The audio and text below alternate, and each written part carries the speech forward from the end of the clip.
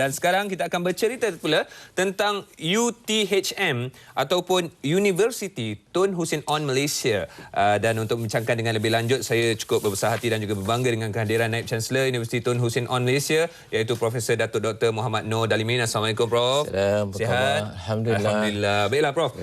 UTHM, saya terpandang satu di Batu Pahat. Betul. Boleh Prof ceritakan, mungkin ada lagi apa UTHM di tempat-tempat yang lain. Mungkin Prof boleh ceritakan sikit sebanyak tentang UTHM itu sendiri. Betul. University Tun Hussein On Malaysia, sebuah universiti yang dibina di Parit Raja Batu Pahat, Johor. Iya. Itu yang pertama? Itu yang pertama. Dan satu-satunya lah. Tidak ada lain lagi. Dan universiti ini sebenarnya suatu universiti yang dibina melalui proses evolusi. Mula sebagai pusat latihan staf politeknik, kemudian menjadi ITO, Institut Teknologi Tun Hussein On Malaysia. Lepas itu diberi status sebagai sebuah college university, College University Tun Hussein On Malaysia. Dan pada tahun 2007 telah diumumkan sebagai sebuah universiti penuh, Universiti Tun Hussein On Malaysia. Jadi sejarahnya agak panjanglah. Tetapi sebagai status sebuah universiti penuh bermula pada tahun 2007 dan inilah universiti yang ada di Batu Pahat. Di Batu Pahat. Universiti itu pun besar juga, Prof. Okey, Prof. Kita sedia maklum yang Universiti Tun Hussein On ataupun UTHM ini menjurus kepada bidang kejuruteraan dan juga teknikal. Kenapa memang menjurus di bidang tersebut? Okey. Kalau kita tengok evolusi tadi sebagai pusat latihan staf politeknik yang sifatnya ke arah teknikal dan kejuruteraan. Daripada asas itulah maka dia terlahir Universiti Tun Hussein On yang banyak memfokuskan kepada bidang kejuruteraan dan juga pendidikan teknikal. Malah sebahagian besar pensyarah di politeknik, di kolej universiti lain dan juga di kolej komuniti adalah graduan daripada Universiti Tun Hussein On Malaysia. Tapi pada hari ini status sebagai sebuah universiti penuh, maka dia kena berperanan seperti universiti yang lain lah. Dan itulah yang tugas dan fungsi yang diberikan kepada universiti lain juga dilaksanakan oleh Universiti Tun Hussein On. Termasuk juga pembinaan sebuah kampus yang baru. Di mana tu? Di situ juga. Di situ juga di atas tanah 400 ekar di sebelahan dengan kampus yang lama ini. Saya tertarik dengan apa yang ada di atas meja sekarang ni, kalau anda semua dapat saksikan. Ada apa signifikan batu dan juga cecair-cecair yang ada di atas meja ni dengan UTHM itu sendiri, Prof. Fungsi sebuah universiti kita tahu, fungsi adalah melakukan pengajaran, pembelajaran, membuat penulisan dan banyak masyarakat maklum bahawa kita perlu melakukan penyelidikan. Pendekatan yang diambil oleh Universiti Tun Hussein On ialah pendekatan problem based research. Maksudnya kita cari apa masalah dia dan kita lakukan penyelidikan, cuba mencari penyelesaian. Contoh yang pertama, Batu Pahat berada di tanah lembut. Tanahnya seperti gambut. Pembinaan selalu menghadapi masalah kerana konkrit batu-batu yang ada adalah terlalu berat. Maka penyelidik di Universiti Tun Hussein On menghasilkan satu benda namanya quick wall. Dia ringan, dan mudah dipasang, mempunyai kualiti seperti batu bata biasa, boleh digunakan untuk bangunan tinggi kerana dia tidak memerlukan struktur yang begitu kuat berbanding dengan batu bata model lama. Ini memang terhasil melalui penyelidikan kami dan ada beberapa syarikat telah mula menghasilkan ini melalui kerjasama pintar dengan kami. Hebat. Di Kota Kinabalu sebagai contoh. Mereka sudah mengeluarkan ini. Sebahagian digunakan untuk bangunan komplek Wan Borneo. Di Kuala Lumpur ini, beberapa bangunan tinggi sudah menggunakan produk ini. Tak lengur pengalaman? Tidak lengur. Dan ringan, berarti pekerja tidak terlalu yang muskular, berat dan sebagainya. Dan ini adalah industrial building system. Boleh saya mencuba keringanan? Iyalah, la ilaha illallah. Mula-mula macam tak percaya. Rasanya kalau kita pergi sendiri beli kat kedai pun tak menjadi satu masalah. Tak jadi masalah. Dan difahamkan batu ini juga kalau diletakkan di air, dia akan timbul. Alhamdulillah. Dia tidak tenggelam. Tak tenggelam. Itulah kehebatan quick wall. Batu Pahat kalau banjir boleh pakai. Tapi di Sabah dan Sarawak berarti pengangkutan sungai boleh membawa ini dengan ringan dan jika berlaku sesuatu dia timbul.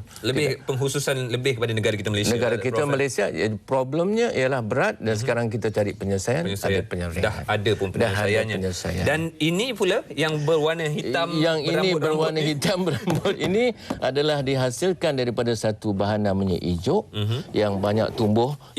Ijuk tu satu pohon pohon yang tumbuh seperti pohon pinang. Okey. Dan dia menghasilkan serabut seperti ini. Dan serabut ni adalah natural fiber.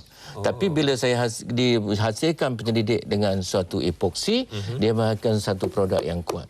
Yang boleh dibuat helmet, yang boleh dibuat boat dan produk-produk lain. Ringan, gatal-gatal tak? kuat, tak gatal. Gatal buah dia, buah hijau buah dia gatal. Tapi ini tak gatal. Ya, ini tak gatal. Dan yang anehnya, jika dia buat boat di dalam air, dia akan lebih kuat. Oh. Di dalam air, bahan hijau ini akan lebih kuat. Dan ini kita dapati melalui pendidikan yang ada di universiti. Okey, setiap satu pembinaan ataupun satu penemuan yang ditemui oleh jurutera UTHM itu sendiri, berapa lama penyelidikan yang akan dilakukan? Bergantung. Tapi yang penting ialah hasil penyelidikan kita kena uji untuk produk dalam pengkomersialan. Jadi untuk mendapat seperti helmet, kita mesti mendapatkan kelulusan daripada SIRIM. Ya, betul. Jadi helmet kita sudah dapat kelulusan daripada SIRIM untuk produk yang dihasilkan daripada fiber ini. Mungkin Prof boleh ceritakan sedikit sebanyak tentang cecair. Apakah cecair yang berwarna kuning-kuningan ini? Batu pahat terkenal dengan kerepek pisang, kerepek ubi, banyak orang menggoreng. Hasilnya minyak masak yang terbuang. Kerana dah digunakan. Untuk menyelamatkan alam sekitar dan bahan ini, penyelidik di UTHM menghasilkan satu mesin mudah. Menukar minyak masak minyak masak buangan kepada satu biodiesel. Minyak ini boleh digunakan untuk proses pembakaran. Goreng kerepek lagi. Boleh digunakan sekali lagi? Untuk bukan sebagai minyak tapi bahan bakar. Bahan bakar. Berarti dia tidak mencemar alam sekitar sebagai satu bahan buangan. Itu yang saya katakan tadi, researchnya ialah problem based, menyelesaikan masalah dan menuju ke arah pengkomersialan supaya peranan universiti itu memperbaiki keadaan yang ada dalam masyarakat dan hasil komersial insya-Allah akan mendapat pulangan kepada universiti sebagai satu paten. Saya tertarik bila Prof katakan penyelidik. Bila katakan penyelidik, adakah penyelidik itu pengajar ataupun pelajar yang berada di UTHM itu sendiri? Satu gabungan kan, satu pasukan. Pelajarnya biasanya pelajar postgraduate, master dan juga PhD. Pensyarah dia ialah yang membimbing dia untuk menyelesaikan satu masalah. Sebagai contoh, Ijuk ini penyelidiknya daripada Aceh. Pelajar daripada Aceh. Dan di negara Aceh banyak Ijuk ini terdapat. Mereka datang dan kita berbincang dan akhirnya kita cuba menghasilkan dengan pengetahuan kita satu produk yang nantinya insya-Allah akan digunakan untuk pembinaan bot-bot. Untuk nelayan-nelayan di daerah tersebut. Jadi ini juga menunjukkan bahawa peranan pelajar sangat penting. Kerana mereka adalah yang mengusahakan, yang melakukan penyidikan dan penyelia atau pensyarah itu adalah memberi bimbingan supaya dia mencapai apa yang kita akan nak capai tadi. Seperti mesin ini juga begitu. Pelajar melakukan prosesnya, pensyarah melakukan pembimbingannya dan memastikan kualiti yang terhasil adalah kualiti yang kita nak capai. Baiklah Prof, sebagai ungkapan penutup kita pertemuan kita pada hari ini, mungkin Prof ada sesuatu yang ingin diperkatakan kepada bakal-bakal pelajar yang mana khususnya minat dari segi bidang kejuruteraan dan juga teknikal itu sendiri, mungkin boleh sama-sama menyertai UTHM yang kita war-warkan sekarang. Saya ingat para penonton jangan lupa Universiti Tun Hussein On Malaysia. Satu universiti di Malaysia yang menggunakan nama seseorang, seorang tokoh, Perdana Menteri Malaysia yang ketiga. 20 IPTA. Satu universiti menggunakan nama seorang mantan Perdana Menteri, Universiti Tun Hussein On Malaysia, University of the Human Mind, UTHM, dan kami sebenarnya mempunyai jumlah kaki tangan yang terbesar. Untuk 7,500 pelajar, kami mempunyai 2,000 kaki tangan untuk membimbing mereka ini. Jadi kalau saya ada anak yang belum masuk universiti, saya pun nak hantar ke situ juga kerana jumlah pengajar itu begitu ramai. Berbanding dengan universiti lain. Dan apatah lagi Bandar Perak Raja satu bandar yang kecil. Jadi aktivitinya sangat terfokus. Jadi anak-anak kita akan lebih terkawal di situ insya-Allah. Dan terlibat dengan aktiviti yang lebih banyak membina individu itu sebagai seorang pemimpin masa depan. Terima kasih sekali lagi kami ucapkan kepada Profesor Dato' Dr. Mohammad Noor Dalimin selaku Naib Chancellor Universiti Tun Hussein On Malaysia bercerita tentang UTHM itu sendiri. Kalau anda belum pernah pergi ke UTHM, dia dekat-dekat dengan air hitam. Betul.